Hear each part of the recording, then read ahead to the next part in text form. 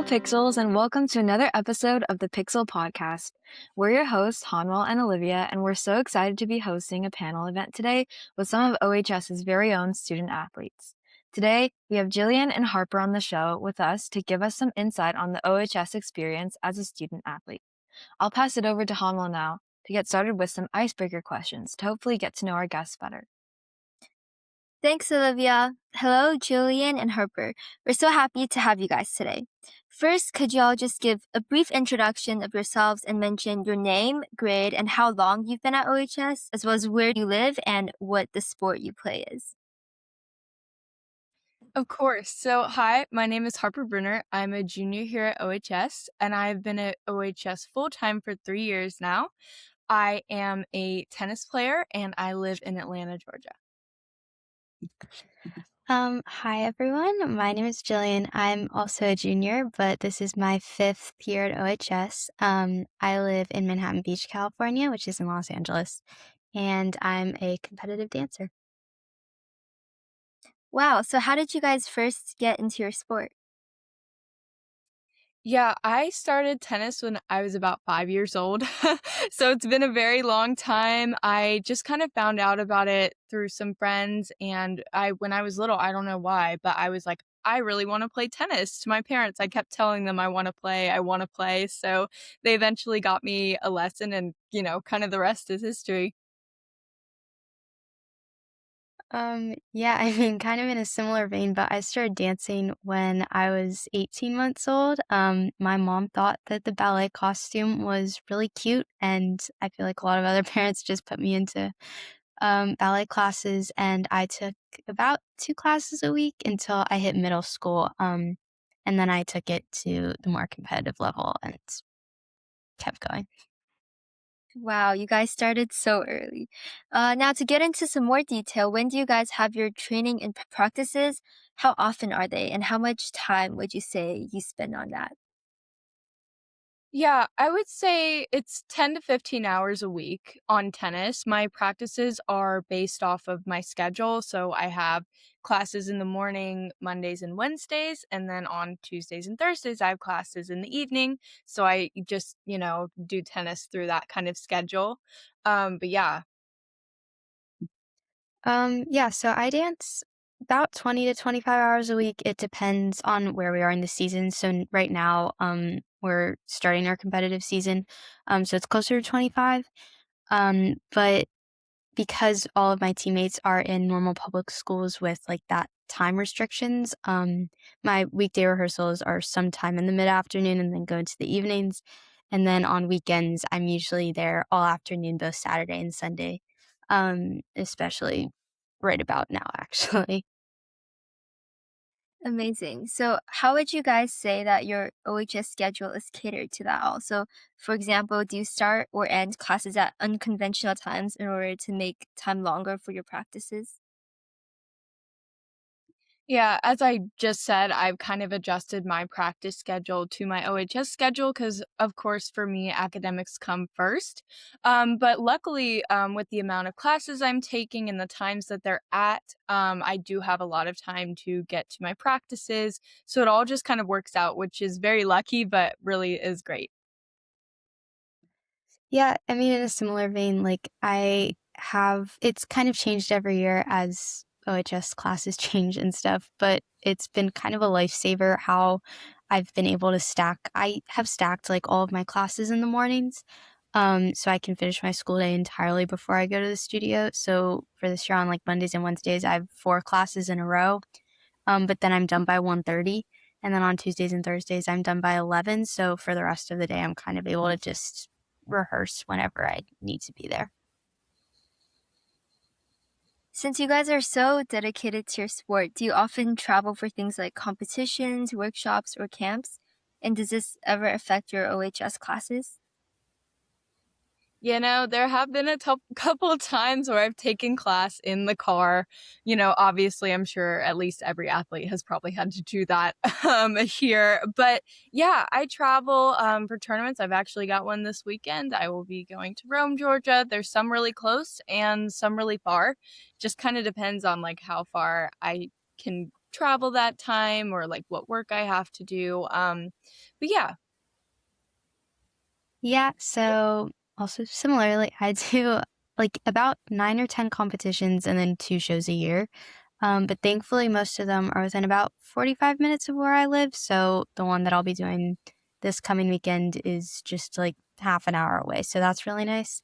And dance competitions in particular are usually either Friday to Sunday, occasionally Thursday to Sunday. But OHS's like no class on Fridays policy is super helpful in that regard because I never really have to worry about Friday conflicts. And then other than that, as Harper said, I have taken class in the car, and I occasionally need extensions and whatnot, but it doesn't usually affect it too badly. So just adding on, how do you guys feel about your schedule? Do you feel, it's always very stressful, very busy? You have a competition, you have a class now, or do you sort of, like being on your toes all the time? Honestly, I think it has made my schedule even more organized in a way because I know exactly when I'm going to tennis, what competitions I'm doing. So I set it up, I know what I'm doing, and then I can prep for the week. So honestly, it kind of just makes me more organized, which I really like. I like to have kind of a more busy schedule. So knowing that I have a tournament coming up or I need to travel is never really a thing where I'm like, oh my gosh, so I'm always prepared for it. Yeah, I think in earlier years it was definitely more stressful, but now just, I mean, I've been doing it for so long that it's kind of turned into routine. And I also like, I'm not a person who likes having a lot of downtime. I think, I mean, everyone needs rest days, but like Harper said, it's been really helpful having kind of like these very structured scheduled blocks. Um, and I think, I mean, it kind of works, but there have definitely been some stressful periods in time that it has not been great. Wow, you guys sound so dedicated. So for a more fun question, I wanted to ask what everyone's favorite aspect of their sports is. I just want to say the competitiveness. Tennis is a very solo sport. You're kind of out there alone. You're your own coach in some ways. So you really have to kind of dig in, but that's something that I've always really appreciated about tennis. I think it's what really makes the game. And I really love just the idea of the competing against each other, being able to kind of do your own thing. I think it's just really great. I would say probably, I mean, speaking as a perfectionist, my favorite part is probably kind of like the effortlessness that you need to create in dance. And you spend so much time, I mean, or I spend so much time obsessing over like super tiny details and making like something that's exhausting look effortless and graceful for an audience. And I just really love when that kind of comes together and pays off in the long run. Yeah, definitely. Thanks, everyone. I'll pass it back to Olivia now for some more questions. Thanks, Hanwell. Okay, so as we all know, OHS is a very academically rigorous school, and its style is such that readings and notes are done outside of class meeting times. So I'd like to ask you guys, how do you all find balancing schoolwork and athletics is at OHS? And does OHS's online nature seem to hurt or help balancing this act? Again, as I said before, I definitely prioritize academics. So, again, my tennis schedule is scheduled around my classes, and I have an agenda that I keep track of, like what days I have practices, what times I need to maybe do a homework or an assignment before I go to practice. So honestly, just trying to stay really organized has been a good thing. And then I think the online honestly helps. I was in person, and honestly, I would come home from practice very late and then I'd be doing homework till like, 10, 11, sometimes even midnight. But with OHS, I've really been able to kind of control when I do things and what I'm doing. So it's been really nice. Yeah, I mean, kind of same for me. I would say it's definitely a balancing act just because of the rigor of OHS, but the online nature is like 100% so incredibly helpful. I've learned to be just very disciplined with my time and knowing that like every second really does matter actually. And I can also having all of the readings and notes outside of class meeting times for me is really helpful because I can just take my readings or watch my lectures while there's a lot of waiting at competitions when you're waiting for awards and such. So it's really helpful to be able to take and do that part of it during competitions or travel time or stuff like that. Nice, definitely.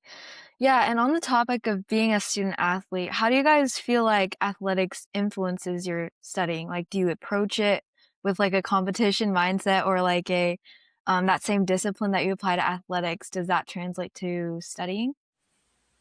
Yeah, I've literally always said this. I think tennis has 100% made me a better student. Either after I come back from tennis, I feel honestly more energized. I feel ready to work, ready to do the things I need to do. So it's been really great. It actually helps me a ton when it comes to working and just doing the things that I love, which is both doing this academic part and the sports part. And when it comes to competitiveness, sometimes it's a little fun to like think you're competing against something while you're doing your work, just maybe even competing against yourself to reach a certain goal, to like get through things. So I think it's actually really great. Yeah, I mean, I can definitely say that I've gotten competitive at times, both with myself and just maybe something imaginary. But I think the discipline definitely does help. And I've found that treating like, for example, if I'm doing work, I kind of treat dance as my break from that, and then or vice versa, like, if I'm at dance, then I'll come home and I'll treat homework as my break. And I've found that that's been really helpful, in not wasting any of that time, but I also definitely think that the nature of just being that busy, it helps you utilize your time that you do have better because it's not like you just have all day to do a couple of assignments. You have 2 hours to do those assignments, so you're really able to, like, monopolize on that time really well. Yeah, definitely. And again, on the topic of being a student athlete, is recruitment or like collegiate sports on the horizon for any of us here? Yes, actually. So I'm a junior currently, but typically tennis coaches like to reach out now. So I've actually had several emails from coaches, texts, calls. So it's been really cool to be able to experience that. It's something that I've never really got to experience before, and it makes you feel wanted. And it's like, it's just a really cool process, and getting to like actually call the coaches and talk to them and see what their program is like, what they have to offer, and then being able to offer yourself to these programs too has been really amazing. And I love just honestly being able to go and look at the schools. It just gives you more of an opportunity to go, tour more colleges, look at more things. And it also just feels like, it's just another option. It's just another way, which is really nice. Yeah, so unfortunately not for me. Dance is very unique, I think, in that depending on what style you take, you can go two very different ways. So a lot of ballet-focused dancers often will not end up actually sometimes going to college. They'll either be taking a break to go dance in a company and come back to college, or they'll be doing it. I have a couple friends who are doing it simultaneously. And then there's just also like dance teams, which is more along the line of cheer teams in college. And unfortunately, neither of those were exactly with my plan. But I definitely plan on continuing to dance in college when opportunities arise. Amazing. And lastly, do you guys have any advice for other OHS student athletes who might be struggling with finding balance or burning out through this whole process? Yeah, I would just say the main thing is being able to have confidence in yourself and believe that you can push through, because there are some days where it's like you go to a tough class or you had a tough day and then you got to go to practice like right after, and you're like, okay, just got to get through this, lock in, let's go. So I think it's just being able to believe in yourself, have goals for yourself. I think that's really important, to be able to reach for something, have something there that you know you can get to at some point. But yeah, I think it's just really important to always remember that. And I always, of course, like never feel afraid to talk to people about things. Like if you're stressed out from tennis or working or literally anything, talk to people, talk to your teachers, talk to your friends, talk to your parents, to your animals, whatever. I always think that that's super important as well. I definitely agree with that. Be willing to have the conversations. I mean, I've every teacher that I've had at OHS, and there has been a lot, they are all so incredibly understanding. If you communicate with them early enough, um, they will completely help you build a plan to work around whatever conflicts you may have, or help you catch up if you had to miss a class for any reason. I would just say have those conversations as far in advance as you can, because it works better for both sides. And also just like remember the reason you started doing your athletic in the first place. I think that's really helpful. I think sometimes we get so caught up in life and school and everything that you're just like, it's all just routine and it's not just routine. Like there's a reason that you're doing it at the level you're doing at. And it's just really important to kind of always come back to that and ground yourself. Yeah, definitely. Amazing. Thank you guys so much. I'm going to pass it back to Hanwell to close us out. Yep. Thanks, Olivia, and thank you, Jillian and Harper, for joining us today. It was so awesome hearing about the competitiveness in tennis as well as the effort that goes into looking effortless and grateful in dance. And we're also very appreciative of the feedback you guys give to other OHSers or student athletes. We're so grateful to have heard from our very own OHSers who are killing it in both athletics and academics. And as always, thank you, viewers, for watching another episode of the Pixel Podcast. I hope you enjoyed learning more about these wonderful student athletes as much as we have. See you next time. Signing off, Hanwell And Olivia. Bye.